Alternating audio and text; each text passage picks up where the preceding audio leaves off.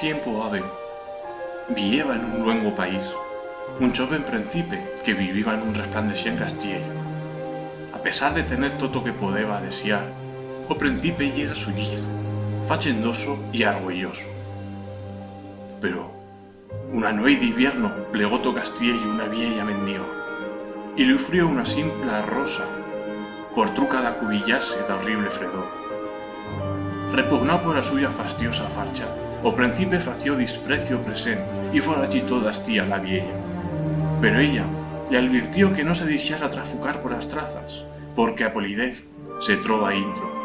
Y cuando tornó a refusala, a fierura da vieja desapareixó, fendo viller una polidísima hechicera.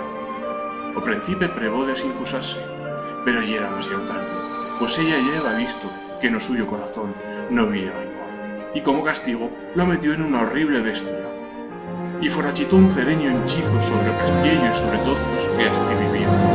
Avergoñado por a suya farcha, o monstruo se formó a intro do suyo castillo, con un mirallo mágico como única finestra do mundo de ahí fuera. La rosa que ella leva fierto y era en realidad una rosa enchinzada, que continuaría pincha, dica que él fese 21 añadas.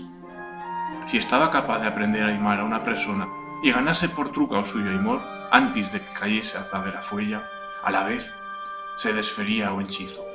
Si no, permanecería condenado a continuar estando una bestia tacutio.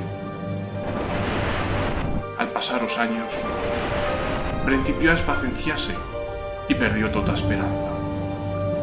Pues, ¿quién iba a estar capaz de amar a una bestia?